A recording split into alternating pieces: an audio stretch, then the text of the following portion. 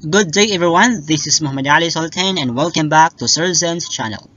Again, let us solve some mathematics problem number 8. The legs of one of the right triangle are 9 and 12, while those of another right triangle are 12 and 16.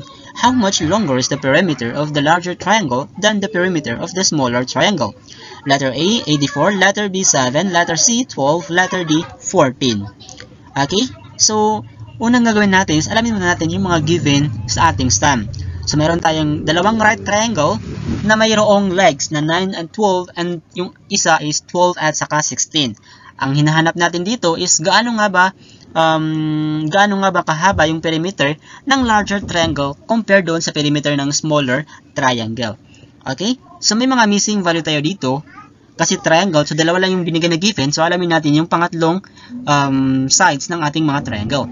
Okay, so meron doon sa ating smaller triangle na may sides, may legs na 9 at saka 12, so hanapin natin yung pangatlong sides niya. So ibig sabihin, dahil sa legs ang given dyan, hanapin natin yung hypotenuse nito, okay? Yung hypotenuse. So para mahanap yun, gagamitin natin yung idea ng Pythagorean theorem. Okay? Kung saan, ang Pythagorean theorem is C squared is equal to A squared plus B squared. Okay? Yung C natin dito, yan yung ating hypotenuse. Tapos yung A at saka B, yan yung ating legs. Okay? So, i-substitute lang natin yung mga given value sa ating smaller triangle. So, meron tayong 9 squared plus 12 squared. So, alam natin yung 9 squared, that is equal to 81. At saka yung 12 squared, that is equal to 144. Okay? So, i-add lang natin yung 81 at saka ng 144. Ang result is 225. So, hindi pa natin alam yung value ng ating hypotenuse. So, kailangan nating alisin yung squared na nandun sa ating letter C. So, para mawala yan siya, square root natin yung both side, yung dalawa. Okay? Yung C squared at saka yung 225 square root natin yan sila. Okay? So, square root of C squared is equal to square root of 225. So, square root of C squared that is equal to C. Matanggal yung 2 na exponent at saka yung radical. Okay? Matanggal yan siya. Tapos, yung square root naman ng 225 is equal to 15. Okay? Equal to 15. So, ngayon, alam na natin yung hypotenuse ng right triangle o yung pangatlong sides nito. Okay? So, para malaman natin yung perimeter, i-add lang natin yung mga sides nila. Okay? I-add lang natin yung mga sides ng ating smaller triangle. So, we have 9 plus 12 plus 15. Kung i-add natin yan siya, ang total is 36. Okay?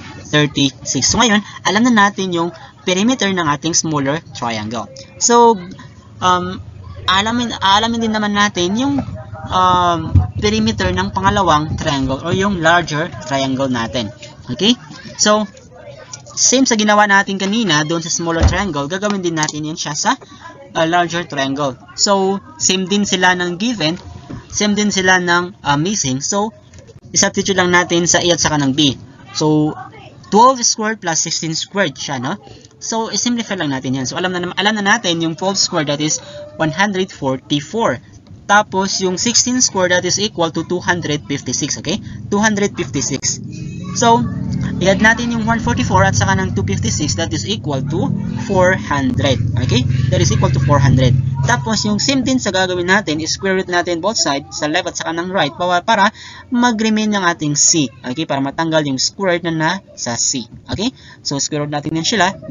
Okay? Sorry. So, square root of C squared is equal to square root of 400. That is equal to C is equal to 20. Okay? C is equal to 20. So, para malaman natin yung perimeter ng ating larger triangle, i-add lang natin yung mga given na sides. So, meron tayong 12, 16, at saka yung 20 na hypotenuse. So, i-add lang natin din sila. So, meron tayong 12 plus 16 plus 20, that is equal to 48. So, ngayon, meron na tayong dalawang perimeter ng dalawang right triangle. So, hanapin natin yung difference ng dalawa. Or gaano nga ba kahaba yung perimeter ng larger triangle compared dun sa smaller triangle. So, i-subtract lang natin yan sila. Okay? So, 48 minus 36, that is equal to 12. Okay?